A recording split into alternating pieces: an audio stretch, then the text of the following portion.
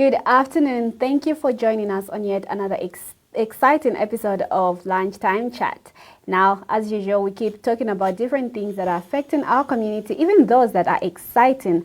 So today, it's not really anything affecting the community. Today, we have something that is exciting, and we're diving into the business fraternity pretty much, yeah? Yes. So today, we're looking at it from a different angle, and I have with me in the studio somebody that is knowledgeable in that regard, right? So we're looking at Prospero today. I won't really tell you what it's about because I don't want to diffuse the information that our lovely guest has to offer. So in the studio, I have with me Miss Namaya Morero. I hope I'm pronouncing these names correctly. Lewanika. Yeah, and she's going to help us dissect what Prospero is about because we want you to know what they have to offer. Good afternoon, ma'am. Good afternoon. Thank you very much for having me. How are you doing? I'm doing very well. I'm really excited about the opportunity to interact with you and your viewers and also share a little bit more about what Prospero is doing. Yeah, how's the afternoon? Afternoon's great. Okay. Yeah. Is it raining? It's not raining for a change, so enjoying the sunshine. I love rain, but I think after all the rain, I'm appreciating the sunshine. The sunshine, eh? But when it's too shiny again, you complain. Yes, that's always a challenge, isn't it? Yeah, but anyway, we thank God for the rain and the sunshine, right? Yes. So Prospero, like I was asking, Prospero, what is that exactly? I'd like you to take us into that. Okay, so basically we are a non-profit organization that is basically like a company limited by guarantee. And our mandate is about really supporting private sector businesses in Zambia. As you know, business is actually quite a big part of our economic growth and many people actually say that it's the engine of any economy's growth. So our role is really to support businesses in a number of ways. And we have been doing this for quite a number of years. We started out as a project that was called Private Enterprise Program. Some people might recall we did different programs like the Nyamuka Zambia Business Plan Competition, etc. But we also did a lot about supporting businesses as we are doing now, and that was in about 2014.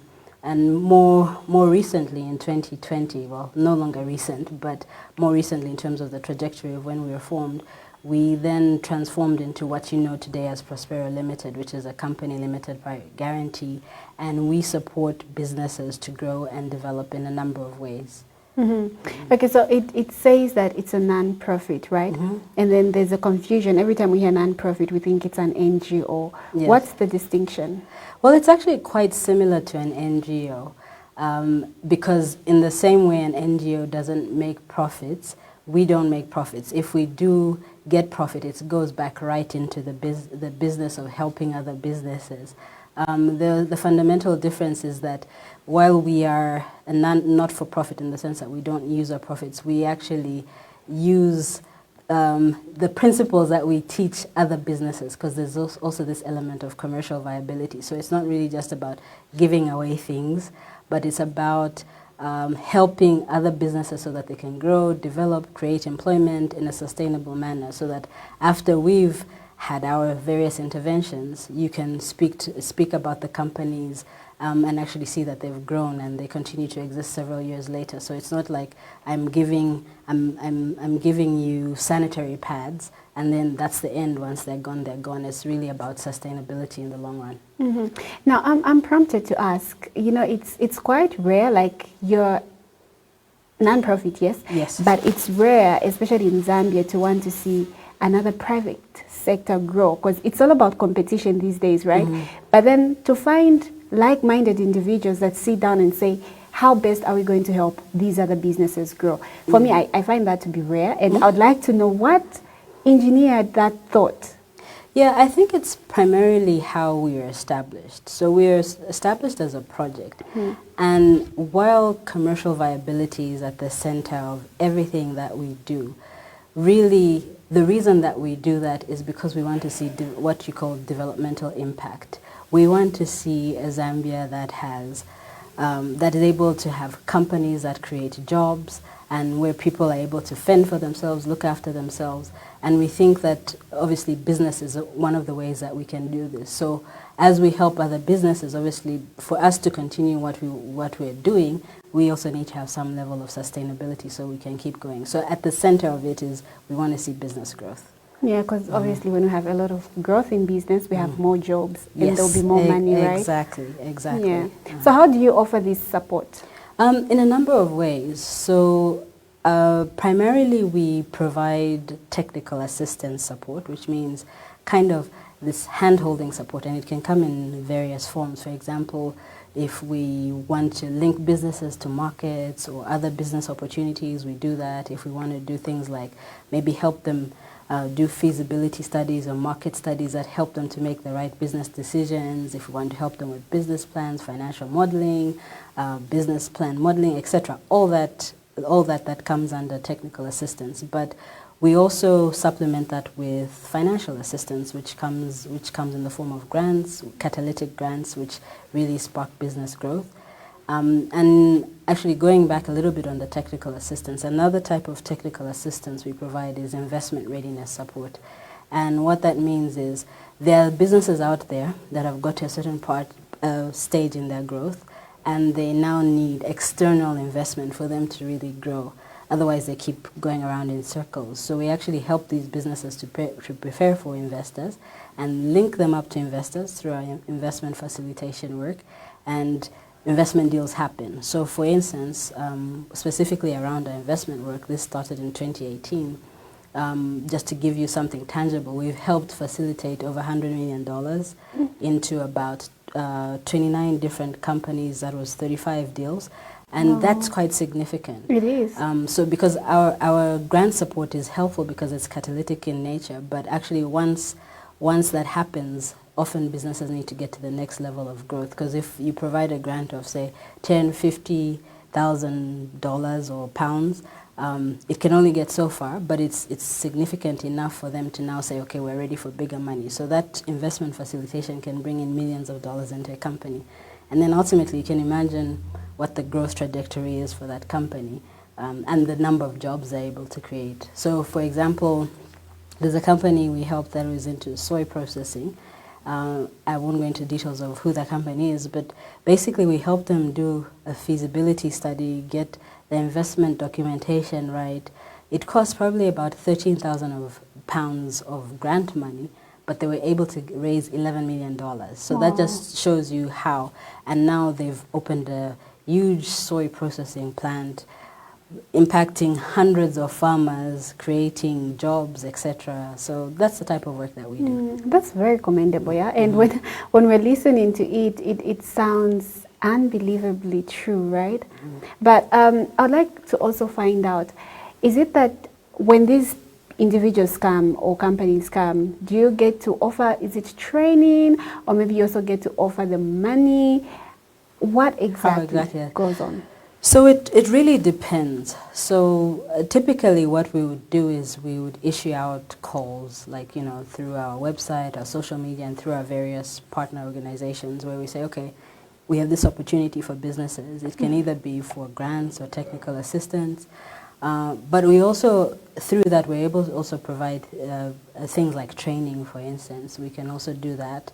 And sometimes the training is more generic, sometimes it's more bespoke, meaning more like one-on-one and specifically what a business needs.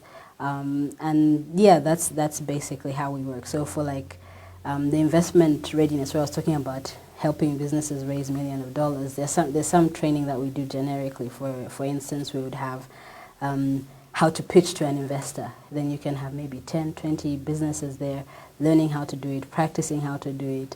And then they gain that skill, but then again, there's some things that are very specific to their business, and then we would have one-on-one almost like technical assistance and helping them put together all the documentation, even re-looking at how their business model is, make sure it makes sense, and the type of investors we deal primarily with are impact investors. So it means these are investors that they want to get their returns, obviously, because they're an investor, but they also want to see social benefit and also a benefit to the environment. You know, climate is a big thing, etc. So also helping them package that so that they can tell that story better, and then we link them to investors, and then it's a process, but investment deals happen. Yeah, that's good. So now let's talk about the kind of businesses that you engage with. Yeah. Do you have specific types of businesses that you prefer, or what goes on when it comes to the criteria of choosing which business to help? Yeah, so we do have a criteria, and the criteria actually depends on the intervention we're going to take to have. So for instance, if it's earlier stage businesses where maybe we are helping them, you know, with the earlier part of their business and helping them put their business together, etc. We also work with those, especially if there's a direct link to a potential investor. One of the things that we've done is we've supported a network called the Zambia Business Angel Network, the first of its kind. And just for your viewers, in case they don't know what angel investment is, well, some of them probably do, is it's basically a group of high net worth individuals that come together, Zambian, locally based people who come together and say we want to invest in a business. For example, if you have a business, an idea, we can help link you up to them and also support you in the process. And an individual or a set of individuals can say, okay, look, I'm going to put $5,000. The other one say, I'll put $10,000, and it goes into your business. And they actually coach you, help you grow, etc. So for the earlier stage business, the criteria is less strict in the sense that as long as they are viable, obviously you have to have your basic things, like you have to be registered, you have to be compliant with rules, regulations, taxes, etc. But with the bigger businesses where I'm talking about leveraging investment, obviously they have to have traction. They have to have been in operation for a while. They have to have a turnover depending on how much they're trying to raise, etc. Their turnovers will vary. So there are different criteria depending on what it is that we're doing. And sometimes when we put out calls, it can be for specific things. For instance, the other year we put out a call for climate-focused businesses. So the criteria is very focused around businesses that are able to contribute positively to climate, etc. Okay. And then in an event where you feel like this is not the type of business that Prospero would like to associate itself with, how do you get to determine which business you think you can associate yourselves with? Yeah, so obviously Prospero has limited amount of funding, right, or available, or even just bandwidth to support businesses. So oftentimes, sometimes businesses have potential, and maybe just doesn't fit with the call that we've put out, for instance. Sometimes we keep that in our database, and sometimes if there are opportunities, we also help to link those businesses to others. But we keep them in our pool, and if other opportunities arise, we also support them. But now actually our approach is changing significantly because we want to help a whole lot more businesses in different ways. So some of it might be lighter touch support, for example, it can be training. Some of it may be more intense, especially if we know that there's potential to work with them under Prospero. So yeah, that's how we do it. Okay, that's great. Then, for example, I come to you with a business, right? And then let's say you say, Daisy, your business makes sense, but we don't have the funding right now. Do you ever record incidences where people tend to think that you don't help, per se? Because you know how people are. Yeah, for sure we do. So actually the demand there's a great demand. So if you looked at just Zambia, the Zambian economy maybe 20 years ago, right, for instance, there was not a lot of people who were thinking business is something that they should really go for, right? Most people were looking at, I need to find a job, etc. But that trajectory, I mean, a lot of people still want to get a full-time job, etc. But that trajectory has really changed. So people are more innovative, people have more ideas, and the reality is we can't help everybody, even if we want, even with the best will in the world. It's not just about financial ability, but also just about our own. There's only so much of us to go around. So yes, we do get that quite often. But often what we try to do, and we continue to do, is try to give them at least some feedback. Because sometimes people put in applications, and the applications are generally poor applications, and there's really nothing you can do with it, even if you wanted to. So we try to give them feedback and try to encourage them to come back again, etc. But also we do what we call information sessions, so that we help guide people and they don't put in applications where they might not qualify for a certain call or whatever it is, just to help to manage expectations a little bit. But yeah, I'll give you one example. For instance, we had, when COVID hit in 2020, we had to rethink our model quickly. What do we do? So we thought, okay, businesses are going to struggle. So we came up with a COVID debt relief facility. And we received hundreds of applications, literally. Wow. Some of them good, some of them in the middle, some of them poor, but hundreds. So a lot of people got disappointed by that. But actually at the end of it, we managed to give over, I think at that point, about 90 grants, which is quite significant for a program our size. But yeah, so some of them come back, which we're always happy to do, always happy to give advice in terms of what could you do better. Maybe you need to be thinking this way, maybe you need to be doing this, etc. Yeah, great. Now let's talk about local businesses. Like you've been interacting quite a lot with different types of local businesses. How can the local businesses capitalize on the opportunities that Prospero has to offer? Yeah, so local businesses are our business, obviously. That's who our main client is. That's who we want to work with. That's who we want to see grow, etc. So if there are businesses out there who are interested in learning more about Prospero, I would say the first point of contact is, go to our website, see what we do. But also the main way that we would work with them is through calls for proposals, right? And we try to send this as broadly as possible to different places, including our own platforms. That's one way. But also, we're also reachable. For example, if you want to get in touch with us, share ideas, etc. Sometimes some of these partnerships end up developing not because a call was put, but because through conversation and discussion, opportunity appeared. And as long as it aligns with what our strategy is for that particular year or the project we're working on, we do that as well. So for instance, one of our biggest projects is funded by the British government, FCDO, and there are specific things that they're doing, so we might share opportunities around that, but also there are different projects that we also run. For example, recently we've just signed up to work with another project that's focusing on alternatives to charcoal, etc., running a program there. So people should look out for that if they're doing anything like that. So you should be getting some information around that soon. So. But we'll call you again to come and explain on that, right? Yes, specifically. Once it kicks off, I'm more than happy to share more details in case there are businesses that would qualify for that particular opportunity. Yeah, absolutely. Then let's talk about the impactful investment, right? Looking at the fact that Prospero deals with both local and international types of businesses, how would you describe the impact space when it comes to business?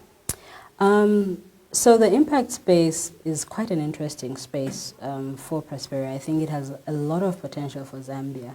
And one of the reasons that we are specifically interested in impact investment is because of that developmental part. It's not just about making money, which is super important, by the way. I'm not You're not against money. No, I'm not against it. I'm not against it at all. In fact, that's what helps businesses to sustain themselves. Otherwise, if it's just about developmental impact and you're not making money, then once the money is gone, then that's the end, right? Yeah. So you can't come back 10 years down the line and find a business has grown.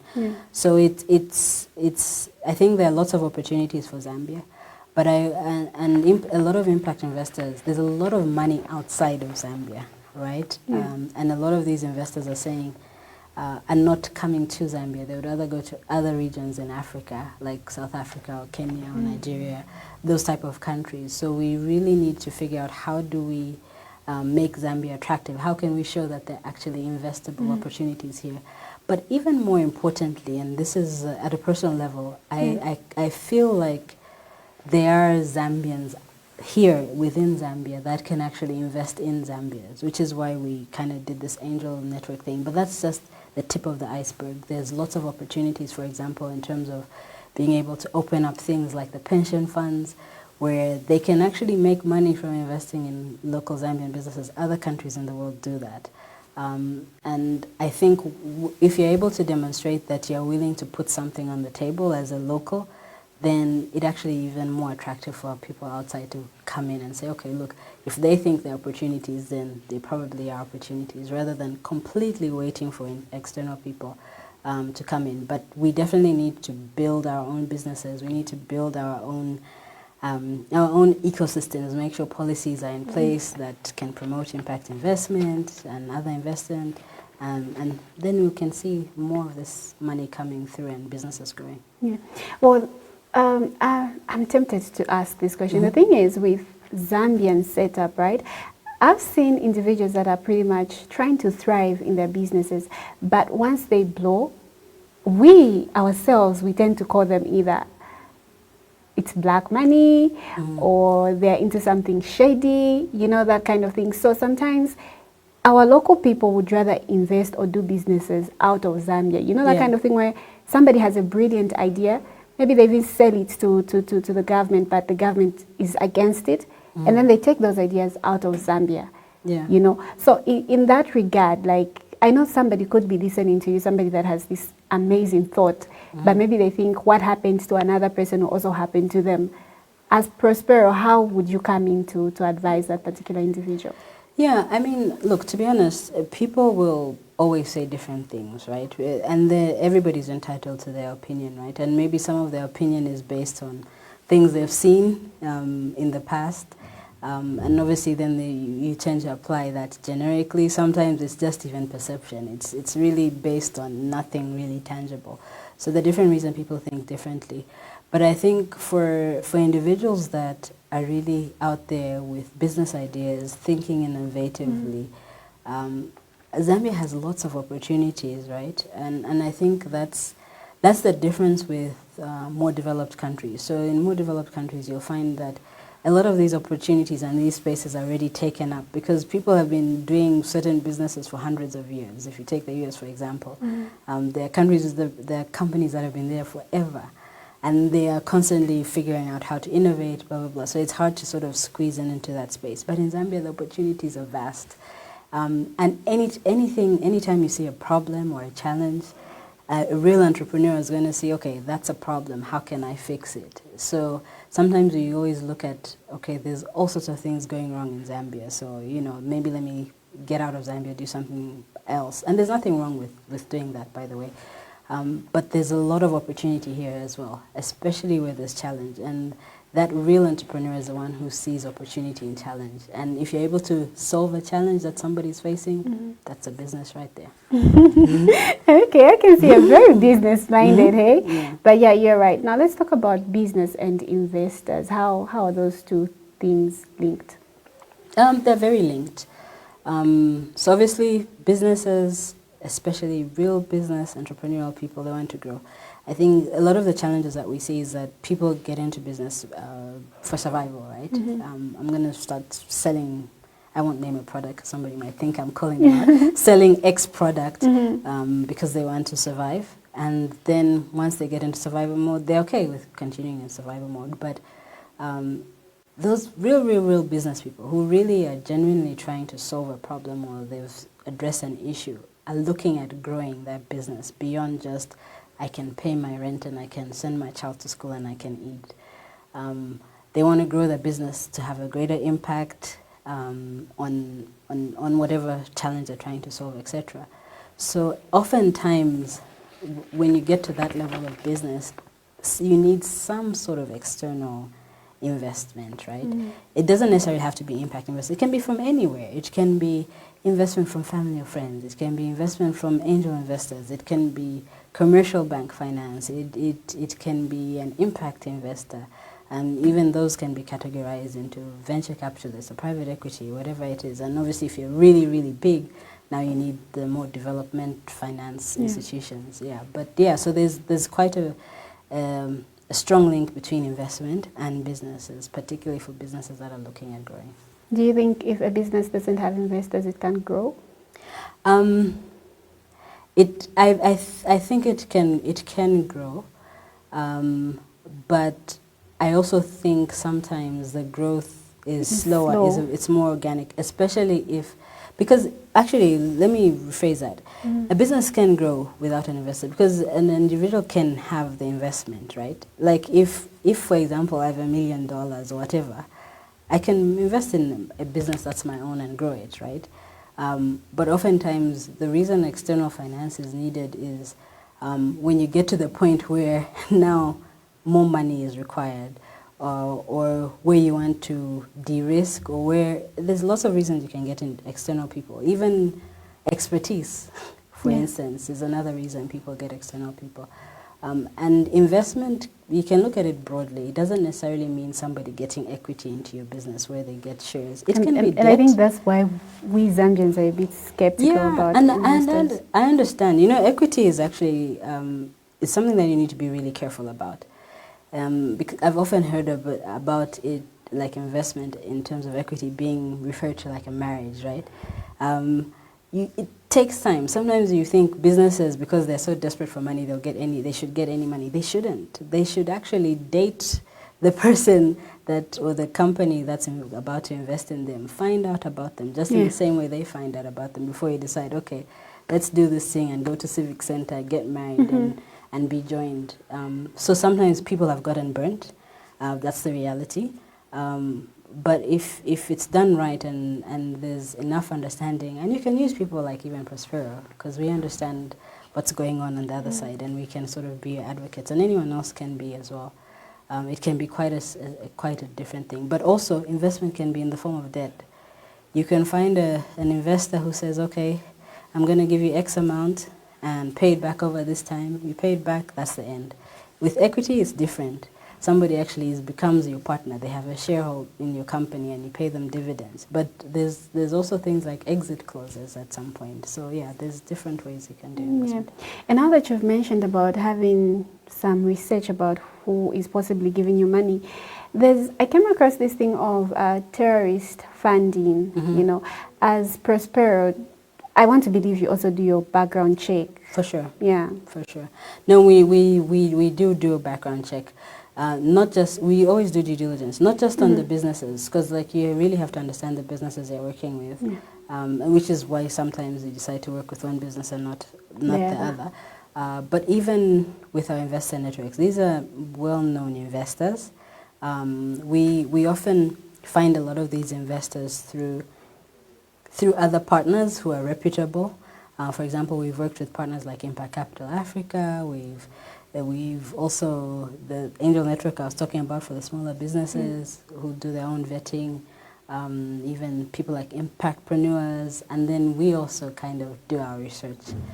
So even like if a company is sitting down with an investor, we are always saying, okay, if you need support, let us sit there. So there's sometimes, actually more recently, I remember one company we had supported found an investor, and in sitting back and forth, they're like, okay, this is not how we should go. And that's okay. And the investor was saying, I've got $6 million and I'm ready to do it. But sometimes, if it's not a good deal, you need to back down. So it's a two-way street. I love money. So I'll keep asking you about certain questions. No so problem, now, let's look at the investment part, right? I come to you with a business and then you think it's amazing. Then you want to link me to an investor. Does my job end at just presenting my business idea and then you do the pitch into the investor, or how does that play out? No, it doesn't. You have to do quite a bit of the work, actually. So depending on the size of the investment, so example, if you're looking at the angel investment, they require a lot less information from you. You'll pitch, probably share some information about your business plan, blah, blah. But if you're pitching at that level where you're now looking at big millions of dollars, 6 million. They are going to do what they call due diligence, and they will check to the T, to the letter about your company. They'll find out about your company, and we help you put together all that, right? You'll need to have a business plan, you'll need to have marketing plan, you'll need to have an investment memorandum, you need to have a pitch deck, a teaser, all those things have to be put together, and we can help you do that. But ultimately, it's your business, right? And a lot of times, investors want to see all that, but what they're investing in is the person. And that some of the times why we haven't worked with people is if if you even see a lack of credibility in the person or some dishonest trait, whatever, then they're not investable. Or if you see that they are maybe not fully into the business, then you're like, okay, this is a great idea, this won't work. So you are very important in that process. Yeah. You know, just talking to you, it sounds like what you do as Prospero is a lot of work. And knowing that it's non-profit, again, I'm like, you want us to make money. Like, I see you are very business oriented, which is great, which is a good thing, which is a good thing. And yeah, look, we are always looking at ways in which we can, in the long term, sustain ourselves, right? And that's what I was coming out. Yeah. Like, how do you sustain yourself? Yeah, I mean, we work with a lot of different partners, right? So I mentioned the FCDO, which is UK.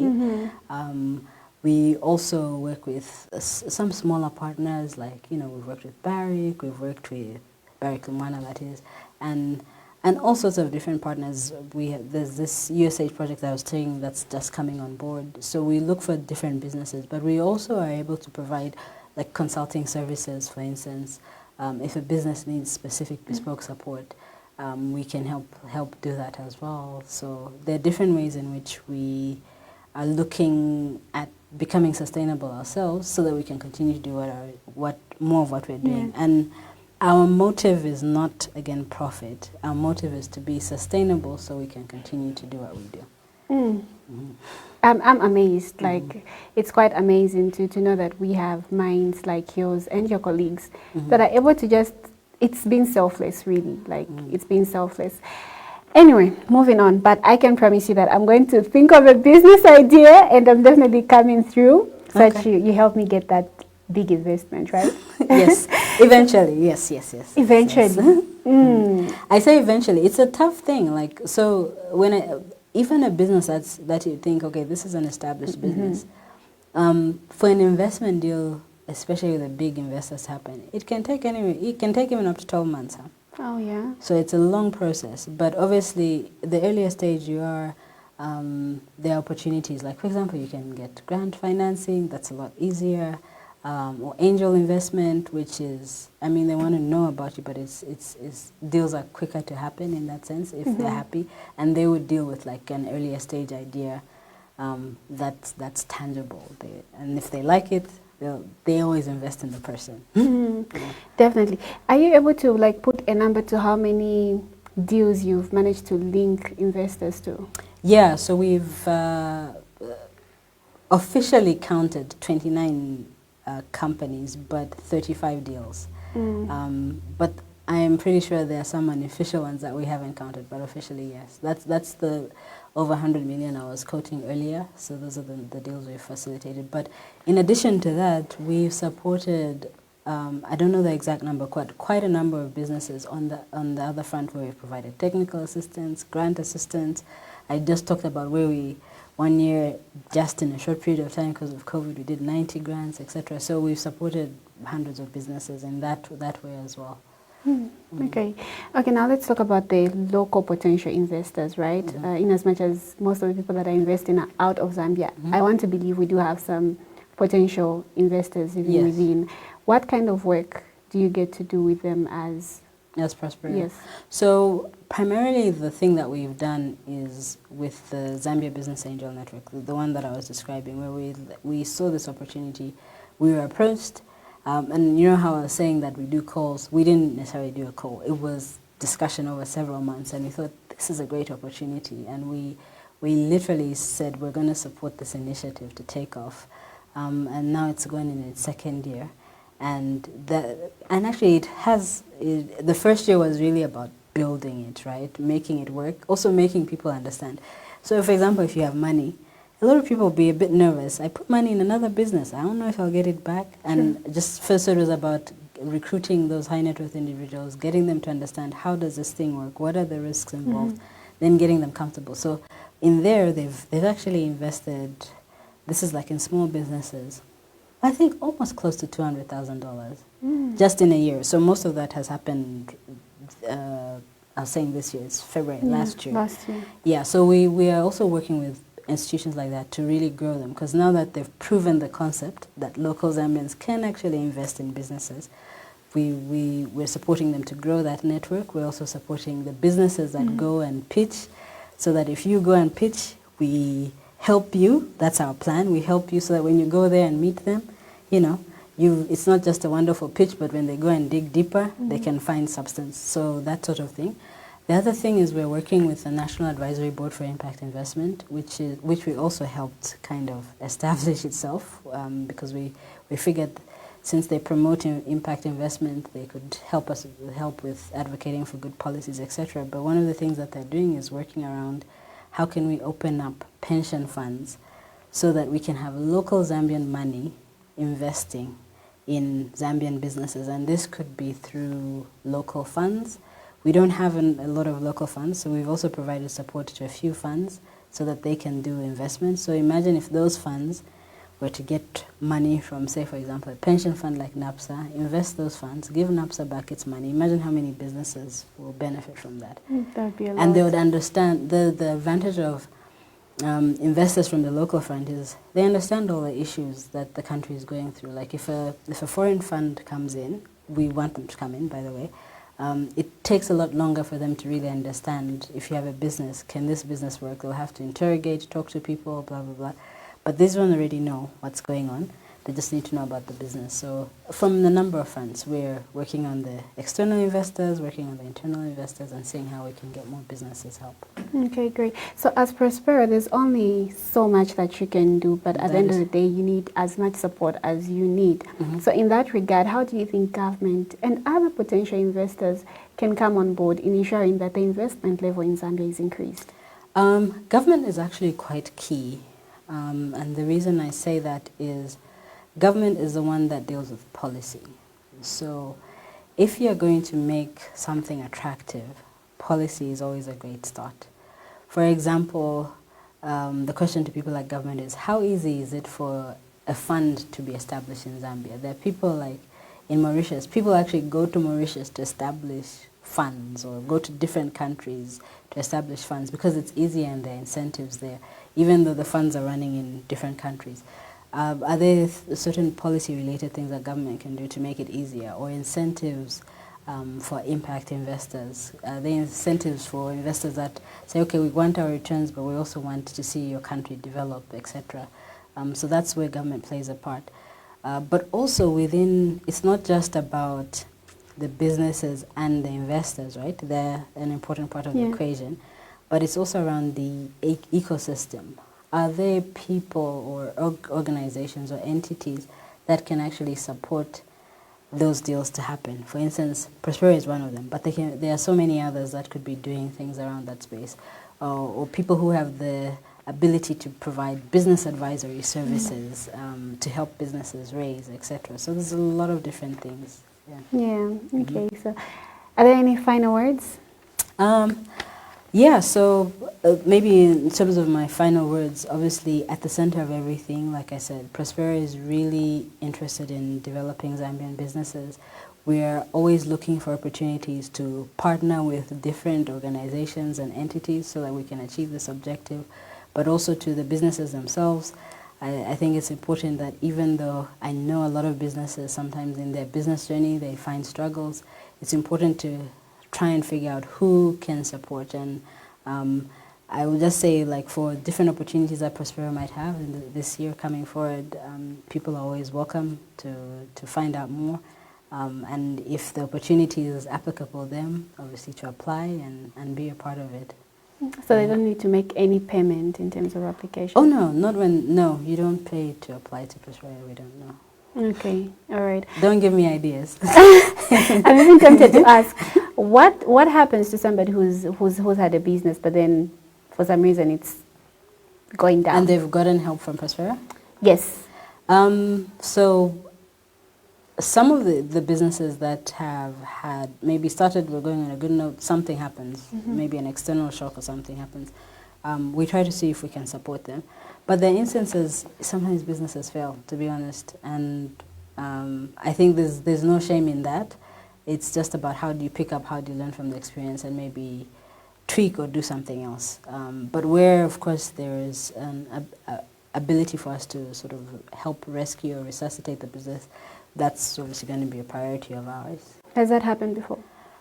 We've helped turn around businesses, yes. It has? Yes, multiple times. They do come back? They do come back multiple times. Oh, great. Then but they also do fail a few times. Okay, do you get to advise them to maybe think differently? Yeah. I mean, it's a reality. Even if you look at just statistics, not just businesses that come to Prospero. If you look at statistics, especially earlier stage businesses, the failure rate is actually quite high. And it's worldwide, not even just Zambia-wide.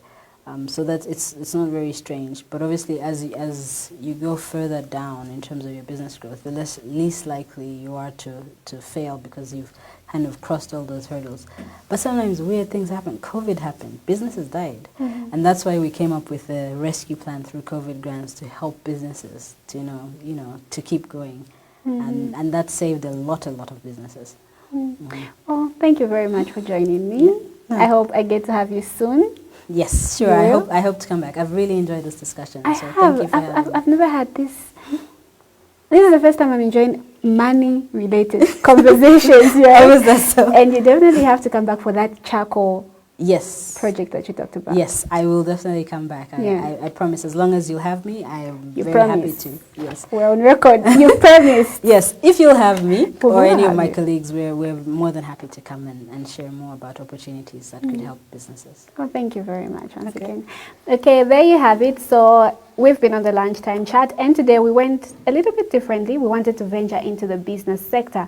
And we had Prospero on board, who were pretty much just sharing their mandate to us, a non-profit organization that is looking at reviving or rather helping grow businesses. Join me tomorrow for another exciting topic on the Lunchtime Chat. I'm Daisy Mukukamlenga. Stay tuned to the finest television station.